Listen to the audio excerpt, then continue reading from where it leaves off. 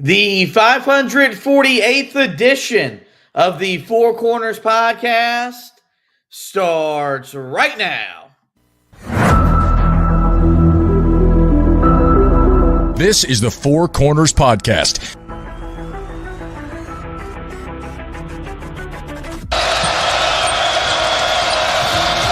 And that could make a difference. Lawson at the buzzer. Got it! Maybe not. Ty Lawson wins it at the buzzer. Deep three. And Green rips down the rebound in traffic. 4-on-1. What a great job.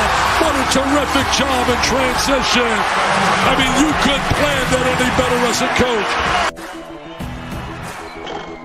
Gets the roll. Here we go. Page has it. Carolina down one. 84-83. Page into the front court with 4 seconds. Page to the rim. Got it! Got it! 9/10 of a second to go. Inbounds. Washington gets it to Warren. His full court shot. No good. Marcus Page baby. Does it for the Tar Heels. Carolina wins it. Don't force it if you're Goss. Comes in. Blocked by Meeks. Buried up ahead to Jackson. And he tucks it down for the 5-point lead. Matthews off the mark. And this year, the confetti is going to fall for North Carolina. They're not going to be denied this time. Inside 30 overall. Love, top of the key. Oh! Big time delivery. Here are your hosts, Josh Marlowe and Anthony Pagnotta. Hello and welcome into another live edition of the Four Corners podcast. We are powered by Carolina Electrical Services. Josh and Anthony here with you on a Friday night. Some news earlier in the afternoon that Carolina lost Cade Tyson to the transfer portal. Not a surprising decision on Cade's part. Honestly, we've been waiting for this decision to come down since the portal opened back earlier in March, but that news did become official. So we're here to talk about that, talk about what went wrong for Cade Tyson in his lone season with Carolina, and try to determine, is this more of an indictment on Hubert Davis, or was it just a bad fit for both parties involved? Before we do that, though, we start every edition of the pod, as we always do, with the pod thought of the day. Use this one before, use it again here. We got a Brad Doherty for today's pod thought, and that thought is, quote, once you get into that family at North Carolina, you're a part of the future and part of the past. Cade Tyson's now part of the past with his decision to leave Carolina after just 1 year. And this was a move that, to be quite honest, we knew was going to be happening probably as early as mid-January. Like, it just became apparent very early on into ACC season. Cade Tyson was not an ACC caliber basketball player. Or at least not an ACC caliber basketball player that plays here. And I do think there's a distinct difference in the two. Could he maybe go to a lower tier school in the conference and play well? Maybe he can. Could he do that at Carolina? That answer became no. And I think one thing you got to give Hubert Davis a ton of credit for is that they exhausted every possibility.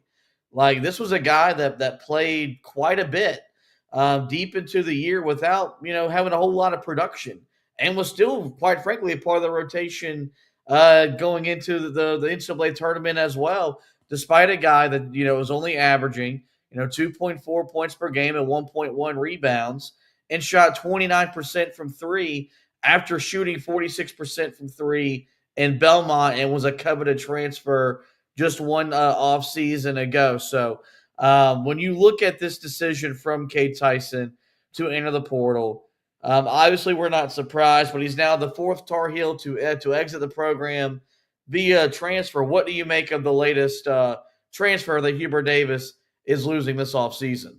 I mean, it's expected. It's business as we thought it was going to be for a guy that, frankly, it just never clicked for him. And that's what sucks, is that we thought at some point he would have to get on track. We thought there's no way that a guy that shoots 46% from three 1 year is just never going to be able to find his footing here. And no matter how many times Carolina gave him an opportunity, he just never really seemed to be able to get it going. And here's the thing is that people are going to blame him and say that this is his fault. He simply just isn't a good enough player, all this. But I mean, dude, I think it's just one of those situations where this just wasn't the perfect fit for him. And we thought that it was. We thought this was going to be a spot where he was going to be able to succeed. We thought eventually, he would settle in after maybe some early concerns and some early shakiness, and it just didn't happen.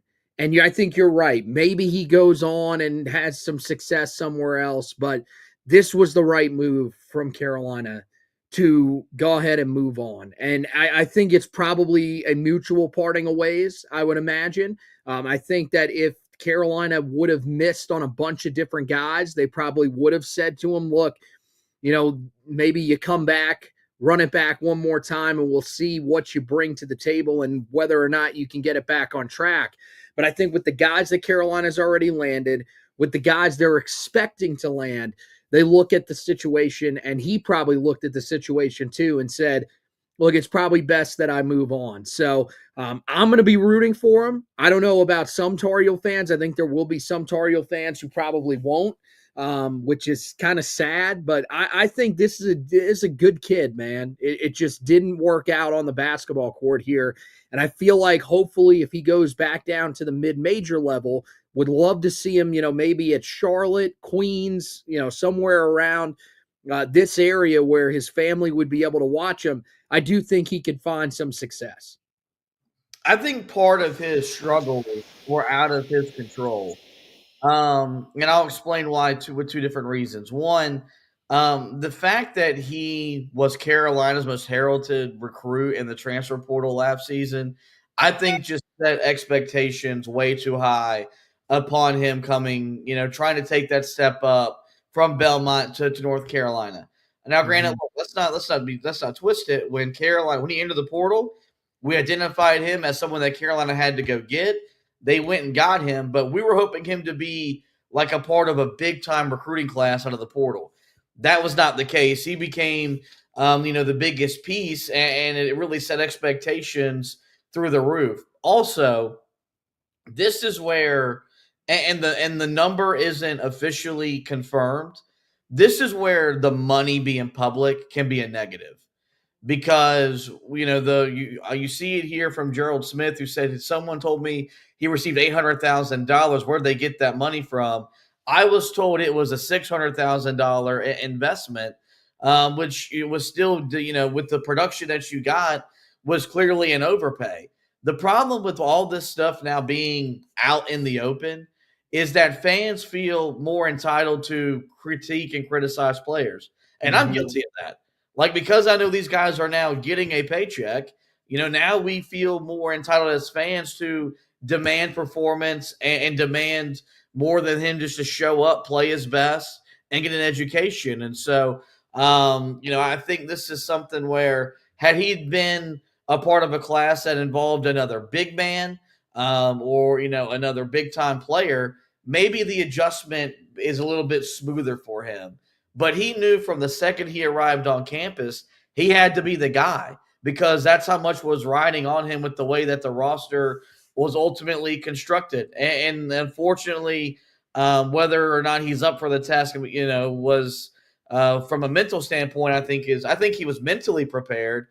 It's just a guy that physically could not play at this level and cut it at this level. And that's okay. There aren't many guys that come from our neck of the woods here in Monroe, North Carolina, that are playing for high major, power conference programs where you're expected to win a conference championship, play deep into the tournament, get to the Final Four, and win a national championship. And so I do feel bad for some of the, the negative energy that was thrown his way.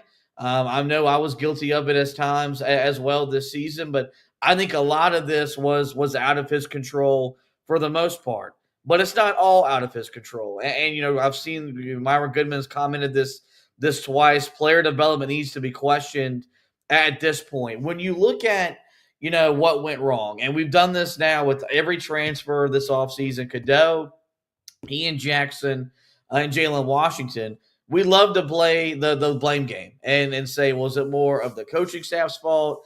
Was it more of the players' fault? When you look at, his struggles and just never even looking like the shell of the guy he was at Belmont, his season high at Carolina, he scored 23 points against LaSalle. He never once scored double-digit points against a power conference opponent, which is pretty remarkable considering how many games against power conference competition Carolina played against this season. When you look at him not becoming the player that Carolina wanted him to be or Carolina needed him to be, is that another indictment on Hubert Davis and this current iteration of the coaching staff not being able to develop talent at the level we're used to seeing the coaching staff at Carolina do in our lifetime as fans? I mean, you can't say that it's not part of it. I mean, that's certainly something that you're hoping that they can do with some of these players that they're bringing in. But I mean, the guy was only here for 1 year. And when they went and picked him up, I would imagine that was not the thinking. They thought that they were going to have him for multiple years. He would be a guy that would progress, and it just never happened. I don't really think you can put this one on them that much. I think you look at it and say, hey, you have to take some of the blame just because it's part of the job. But I think it's kind of what you said. I think this is a guy that simply just was not bound to play at this level. I mean, you go back and you look at what we saw in him. We saw a guy that could shoot the three ball incredibly well. We saw a guy that did have the ability to put the ball on the floor a little bit and score it, but that was at Belmont. And the thing about Belmont is that, yes, that's a team, that's a program that has made the NCAA tournament a lot in our lifetime, but they're not the same Belmont that they used to be. They are a team that has certainly taken a step back. I forget what conference they're in right now. I believe it is if I remember correctly, they are now in the Missouri Valley, maybe. But I mean, they've moved conferences. They're in a mid-major conference where, yes, it is a solid mid-major conference. It's not the bottom of the barrel, but is it the same as, let's say, the Mountain West where Carolina just got someone from? The American Conference? No, it's not on that level. So that's the thing, is that I think we didn't read enough into that. We just thought, and rightfully so, we thought a dude that shot 46%, we said, what do we say? Shooting travels. Guys that can shoot that well, we said it doesn't just go away. Well, apparently we were wrong. And I think at this point, that's probably the way that Hubert Davis and his staff feel as well. There's nothing you could have really done. They tried to develop him throughout the year. I think they tried to get him to become a guy that they could put out there that could rebound a little bit for them. We saw some moments where he rebounded the ball well, but I mean, the one area of his game that just never really seemed to come along at all that would have gotten him more minutes on the floor was his defensive game. That was something we knew was going to be a weakness of his coming in here, and he was never really able to improve on it. I mean, became a liability out there on that end. I mean, even to the point, remember, they were trying to use him. It was before they got into conference play. The game against Florida, they tried using him multiple times in the full court press, and he was completely out of position. He had no idea where he was supposed to be, and that rendered the full court press ineffective. And so they had to end up taking him out of the game. I think they gave him as much opportunity as possible. This is just not the right fit for him. He's going to move on. He'll go somewhere else. And the thing is that, I hope he's successful, but I hope that he's not a guy that turns into, what we saw him do at Belmont at a different place. Because even if it's a mid-major, people are going to complain and say, why couldn't Hubert Davis and his staff get this out of him? Yeah, I think, to me, this was more of a player issue than a coaching staff issue. For as little as he offered this team on both ends of the floor, he should not have played after the first Duke game. Like that should have been where the rotation for him ended, and he should have sat the bench the rest of the year. But Hubert Davis kept throwing him out there, and you saw when Carolina won, was it 6-7 straight games near the end of the season? You saw what he could be, but then it just all disappeared again once you got into the ACC, into the NCAA tournaments. I never have seen, and of course it's a short time for Hubert Davis, but even going back to Roy Williams, I don't know if I've ever seen a staff try to run as much stuff for a player to get them going as much as they ran stuff for Cade Tyson. To the point where even in blowouts, when he was in the game, they were still running action to get him shots, to get him some confidence in him, and it just was not there. And that's unfortunate. It's a great reminder of, I think, what these kids do deal with when they do come play here. That there is that amount of pressure that it can still be overwhelming. In a day and time where we get told that college basketball isn't as important, it doesn't have the same, it's just not what it was in the 80s and the 90s. It still is here, where the noise can just be too loud. And I do think the noise was something that got to him, and he just never was able to recover. And then there's just a physical attribute to it as well. When you're going up against the likes of Kansas, Michigan State, Auburn, Florida, Alabama, UCLA, like that was his introduction, his first 10 games here. Like there wasn't that acclimation period where Carolina was playing a bunch of nobodies. Like I think he would be a guy that if he would have, joined the program this offseason and was going to play the non-con schedule that Carolina's putting together for next year, I think there might have been a better adjustment period. Yeah. And maybe that could be a reason why Hubert Davis is changing some of his non-conference scheduling, is because, you are recruiting guys from the mid-major. You are having to try to piece together a roster every single year and force chemistry. And it's a lot harder to do that when you're playing against, 3 top 10 teams in the first month and a half of the season. So, but for me, I think all in all, it was a must get for Carolina in the portal. They ended up just being a bad fit for both parties. And we'll have to see where he goes. I was surprised that Jalen Washington stayed at the power conference level. I would be floored if Cade Tyson is playing in a power conference next year. This feels like a guy that has mid-major written all over him. And, man, that's okay. Like, you can still go there. It's going to be his last season of college basketball, and he could go down to that level and be a difference maker. Because truth be told, I said back earlier this offseason that Hubert Davis will not intentionally over-recruit guys on his roster. Guys, they're doing that when it comes to Cade Tyson. Like, there's a reason why they went and got Jonathan Powell, and there's a reason why Cannon Catchings is on campus today. It's why they've checked in with Jared Stevenson. Like, that's a guy that they are clearly identified, could not be counted upon for next season, could not be trusted. We got to go bring in someone else. And it would not be fair to him, who has the potential to be a high quality player at the mid-major level, to sit on the bench his final season of college basketball. Even if his dream was to wear the uniform, he can now say he wore the North Carolina uniform. He can say he played in the Carolina Duke game. He can say he played in the tournament for UNC. If that was his dream, he achieved his dream. This is the beauty of the transfer portal, is where now he can go back to a level where his game is best equipped and be the player that he what we wanted him to be for us, but he could be the player there down at another level. So for me, no hard feelings.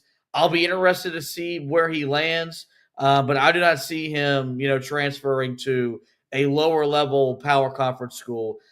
This will be a guy that'll be a clear-cut mid-major player, maybe staying close to home like Charlotte, or just going somewhere in the Missouri Valley Conference where he had a lot of success there with Belmont. Yeah, I mean, I think that's ultimately where you're hoping he lands. And, again, I think he's a guy that, everybody should be rooting for wherever he goes. He got his opportunity here, but you're right. When he's getting recruited over, when they are bringing in guys in the transfer portal over him, and now, they got a guy on campus today. I don't think it's a coincidence that this happened today, because I think that everything that we're hearing is that Cannon Catchings is probably going to end up being a part of this Carolina roster. And so I think that might have been the final message to him that, hey, man, we're moving on from you. We got to find somebody that can score it. We've got to find somebody that could potentially be a starter for us next year at that 3 spot. We don't think that's necessarily you. Do you want to hang around here? And I think he just said, yeah, I'm out. Also, I mean, Carolina could be telling him, look, we need that scholarship. We're still going after other guys. So it'll be interesting to see what they do with that extra scholarship if that ends up going to somebody, because that could tell you the story as to why he is gone and not returning for another year in Chapel Hill, even if he wasn't going to play that big of a role. All right, let's move on to the news you were just talking about right there. Cannon Catchings, the BYU transfer, on campus right now. He was picked up by Sean May and some of the members of the basketball staff earlier this afternoon at RDU. There's this great account I follow on TikTok. It's oddly enough called the Carolina Cockroach. Don't know why that's their name, but whoever does this, they got people everywhere, recording footage of really all the local schools, and that's where I was able to see him at the airport after he got picked up. He's on campus, though, right now, beginning his visit. We knew, of course, this was going to happen earlier this week. We talked about this, I think, on Tuesday or Wednesday earlier this week. And remember, Pete Nakos from On3 Sports basically gave the On3 version of a crystal ball for him to be a Tar Heel, and all signs point to him choosing UNC as he's on campus right now. We've talked about him a ton. Not going to, relitigate who he is. Just knows a former top 40 recruit, played a significant role, I guess, if you will, for BYU. Started a handful of games, played a lot of minutes for a school that made the second weekend of the NCAA tournament. A lot of upside and potential he could bring to this Carolina roster on both ends of the floor. What are the chances you think he leaves Chapel Hill this weekend with the commitment? Because we've seen some guys visit and not commit. Nick Dorn's been on campus from Elon, no commitment there. Henry Visar initially visited Carolina, went back to Arizona before making his decision. Does this feel like a guy that maybe gives Carolina their first on-campus commitment while being in town for a visit? Yeah, I'd be pretty stunned, especially with the relationship that he has with Jim Tanner. The fact that Carolina needs this spot, there is a clear need here. I think that he will be the guy that will be the first one that will officially announce his commitment on here, on campus. I think that's it makes the most sense. He's a guy that, right now I think just fits exactly what Carolina needs. And I think they're going to be telling him that. And, I think this staff, they probably view this as one that they want to get done, as soon as possible, because the quicker that you can get this done, then you can really reevaluate where this roster is at. And is there anything else that we need to add?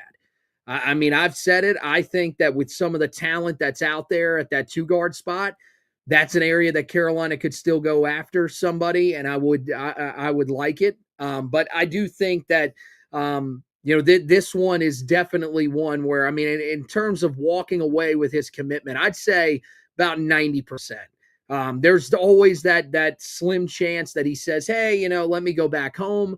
Let me, mull it over for a little bit, and then, ends up making the decision. But I would say this, I am 100% confident that he is going to be a Tar Heel, because he is not visited anywhere else. We haven't really seen anybody else that's been linked to him. It's really just Carolina. So if Carolina wants him, they're going to get him. The only reason that he wouldn't be a Tar Heel is if for some reason Carolina finds somebody that they like better.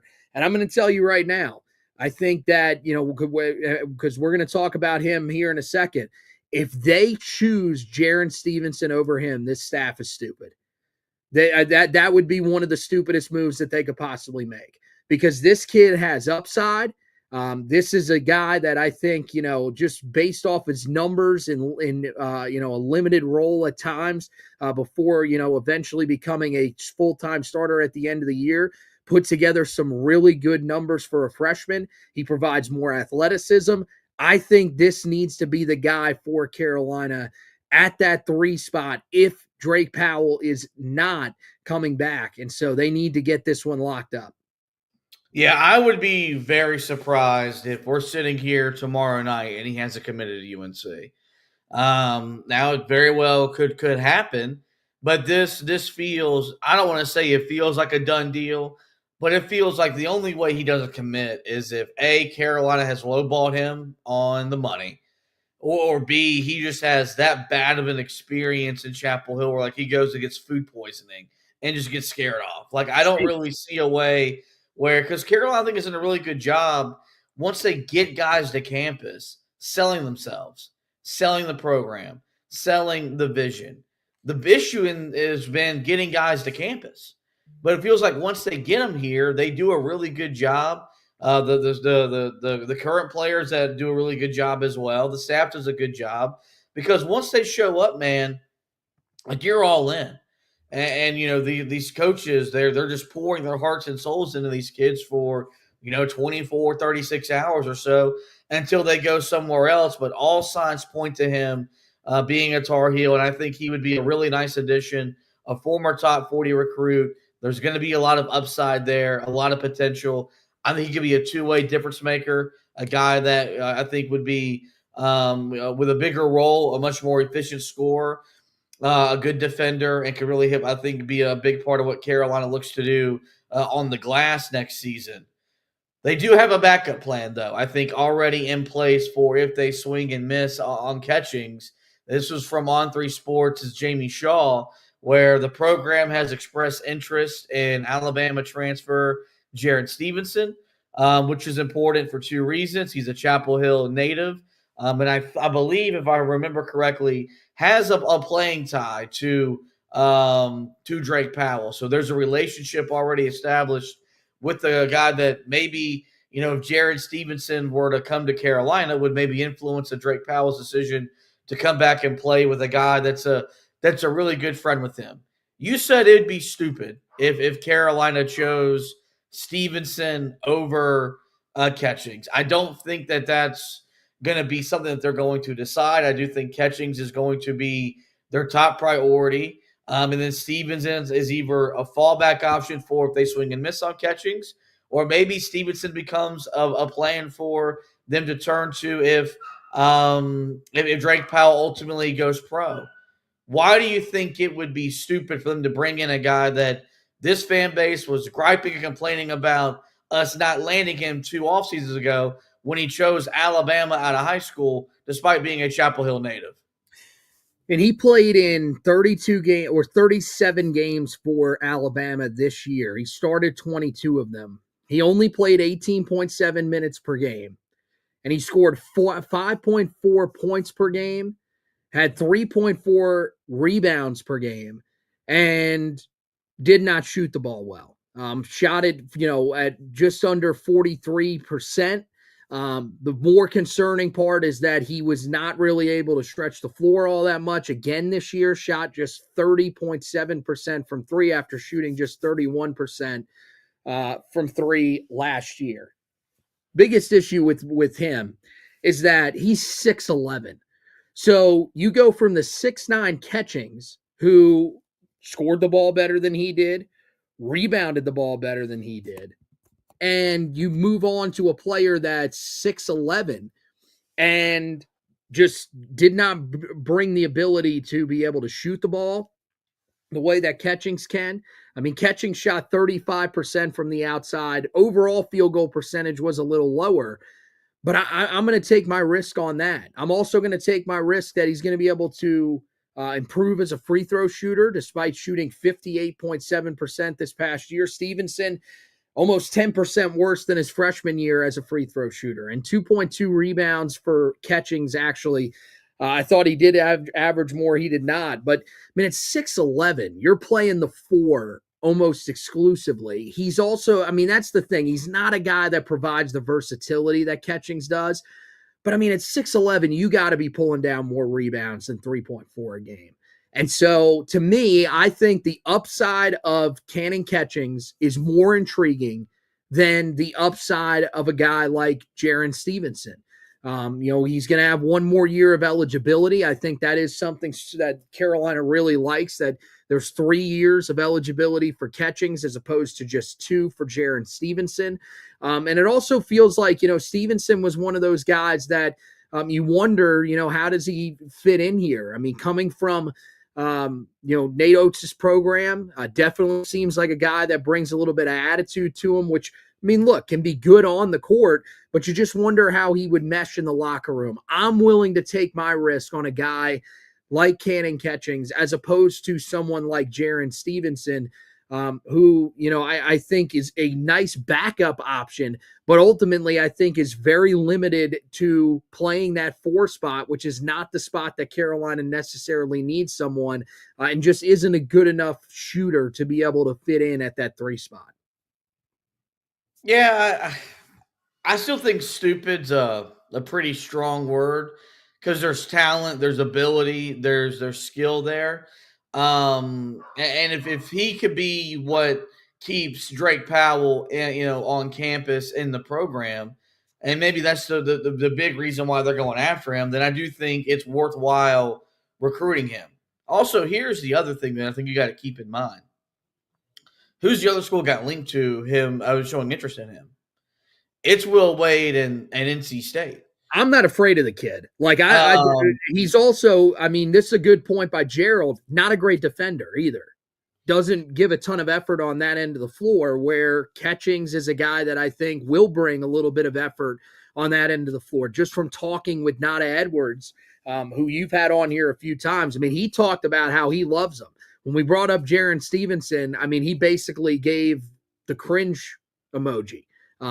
He does not think that would be a good fit at all. And that's part of the reason why, to me, if you valued him over Catchings, who you have on campus right now, that's where I'm saying that would be stupid. I think having as a backup plan, not the worst thing in the world, but I don't really know. I mean, when it comes to Drake Powell, that decision's coming down to whether or not he truly believes what the NBA scouts are telling him, which is that he's going to be a first-round pick. If he believes that and wants to go, then I think there's going to be pretty much nothing that's going to keep him in Chapel Hill, because the money is going to be too good. So, I mean, I get maybe thinking that, but to me, Stevenson is a guy that's definitely, a risk, and one that if Carolina, chooses not to take and he goes to NC State, I'm not going to be quivering in my boots over it.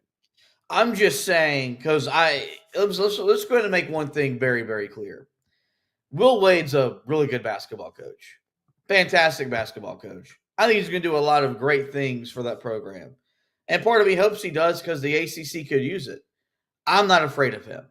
And as much doubt as that exists around Hubert Davis right now, I still am pretty confident Carolina's got the better coach between those two programs. But let's just say this kid, Carolina chooses, they land Catchings, Stevenson goes somewhere else. Or let's say they miss Catchings and Stevenson doesn't come here. He goes to State and becomes a big-time player. That could be something where the people that influence decisions on a coach's job status could be one where they overreact and make a decision that they don't want to make. And so, and that's not the only guy Will Wade's involved with. There's a good chance Ian Jackson's going to have a conversation or two with them as well. So I want Cannon Catchings over Jaron Stevenson. I believe there's more in his game than what you believe in. I think there's more potential there than what you believe in. You could argue that maybe he just didn't fit Alabama the best way that he could be utilized somewhere else. That being said, he's clearly the backup option. Like, he's clearly the second. He's clearly date option number 2. And I only see Carolina really pivoting there in a serious manner if they swing and miss on Catchings, which at this point would be a pretty big disappointment and would be deflating would be too strong of a word, because Carolina has done a really good job in the portal. But I think what you're looking at is if Carolina lands Catchings, you're talking about adding an impactful guard, a impactful big man, and a former top 40 recruit, and then another wing that has the potential to shoot 37, 38% from 3. like very quietly, Hubert Davis will have done what we asked him to do this offseason if they land Kenan Catchings. Mm-hmm. If they don't, they got to recircle. And I don't think Stevenson will bring the same type of hype that Catchings will. So that's what makes this, I think, very interesting, because we all feel very differently about different players. Like, there are some guys that I'm higher on than you are. There's some guys that you're higher on than I am. And then, it's ultimately how the staff feels. And can the staff bring together guys that they can make mesh to put together the best possible roster for next season? And I think that's what they're doing. That's what they're exhausting themselves doing right now. It's why I think they have cast as wide a net as they have ever before in the transfer portal cycle. They've had their hand in the cookie jar with as many prospects as you could ask them to. And they have a chance this weekend to add another significant transfer to this offseason that, if they bring in these 4 transfers and Seth Trimble takes the growth that you expect them to take next season, you get confirmation that Ben Allen Lubin's going to be back for next year. You're adding a 5-star freshman, 2 other high-star or high-caliber 4-star freshmen in your backcourt. All of a sudden, Carolina's going to have a roster that should compete next year. Whereas I think if we really went back and reevaluated the roster last June, we should have seen these issues coming if we truly would have evaluated it top to bottom. But we didn't do that. That was my fault. And we'll do a much better job of that moving forward, so that way we're not overhyping and overselling a team in the preseason. But I do think that they're 1-2 additions away from having maybe from top to bottom the most complete roster they've had, and a roster that's closer to what the team did 2 years ago as opposed to the roster they had last season. Yeah, I mean, they're getting to that point. They have definitely built up a good amount of depth, guys that are playable as well. And this is what you wanted to see. With the expanded scholarships, you wanted to see this roster get deeper in terms of the number of players that they will be able to rotate in. I think that this is the perfect amount of guys that they brought in here. If they can get to 4, I feel like that was the number that we kind of envisioned in, when we were getting ready to enter the offseason, as that's the target number of guys that you need to bring in out of the transfer portal with the guys that you've got. And look, now we've got a guy that may not even be a transfer that could potentially be someone that we're talking about here sooner rather than later, in a Caden Lewis, the recruit that Carolina was in on for a long time, decommitted from Kentucky. And Carolina needs a backup point guard, someone that they can trust there, because you've got the combo guard ability of Dennis, not Dennis Dixon. I always want to say that for some reason. I combine the last names. Derek Dixon, who I think is a guy that really, ideally, you probably play off ball. You've got Isaiah Dennis. Now, the thing with him is that, unfortunately, this past year didn't get to play a whole lot of high school basketball because of an injury. Kind of needed that. I think, for him, what's going to be important is what he does on the EYBL circuit and everything this offseason. But I think that that's a spot where Carolina could still potentially bring someone in. If they could add one more guard, I think, to this roster, I would feel really, really confident that this is the best roster that Carolina's put together. But as of right now, I think you're right. It's bordering on that just from a depth perspective, maybe not star talent. I still think that that roster that Carolina put together last year, when they had Harrison Ingram, when they had Cormac Ryan, I mean, Carolina had one of the best starting lineups in the entire country, and it's the reason why they got where they're at. This group, the difference is going to be that it's going to be much deeper, and you're hoping that this is a group that's going to be much closer than the group that we saw this past year in terms of their relationships in the locker room and everything like that. If that's the case, then you have a roster that can compete and get you back to where you want to be at. And no matter what happens, we'll have you covered here both on the podcast and on the website. That's where we're going to direct you next. As this edition of the podcast is coming to the close. Guys, visit HeelToughBlog.com for all your transfer portal coverage for Carolina basketball. The news about Cade Tyson was posted earlier this evening. You can go and check that out. Whatever happens with Kenan Catchings over the weekend, we'll have you covered as well as we continue to keep you up to date on every single bit of news and information regarding Carolina and the transfer portal on the basketball side of things. As for football, Anthony's got you covered. Big recruiting weekend in Chapel Hill. They landed a kicker earlier today. Spring practice officially comes to a close tomorrow as well. Any news and nuggets that come out of that will have you covered. So get to the website. That's HeelToughBlog.com for the latest and the best Carolina basketball, Tar Heel football coverage. As for the podcast, you guys know where to find us. We're on every major podcasting platform. Simply search the Four Corners Podcast where we'll pop up. There, we encourage you guys to rate, review, and subscribe. That way you don't miss any editions of the show throughout the remainder of the basketball off season. We're doing basically a podcast per player. Any news, any information about a guy entering the portal, a guy being contacted in the portal, we're doing a podcast on. So make sure you hit that subscribe button. That way you don't miss any editions of our coverage of the transfer portal throughout the remainder of the off season. So with that, guys, this is going to wrap up this edition of the show. I want to thank Anthony once again for hosting with me. We want to thank you guys for watching and listening. And as always, go Tar Heels.